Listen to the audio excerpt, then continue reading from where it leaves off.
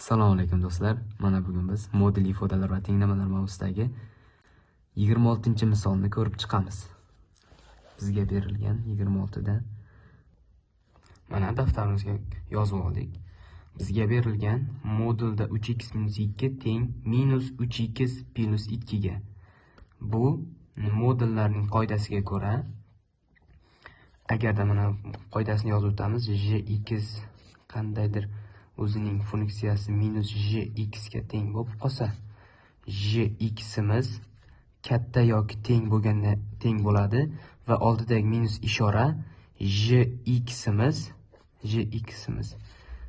va ishorani teskari qilib yuboradi. Shu qoidaga solamiz buni. Ya'ni 3x - 2 minus turibdi, katta yoki teng 0 dan qilamiz. 3x - 2 miz kichik yoki teng 0 dan bo'lib qoladi. Endi hisoblaymiz. 3x katta yoki teng 2, x katta yoki teng 2 taqsim 3 ga. Ya'ni minus cheksizlikdan 2 taqsim 3 ga degan son chiqadi.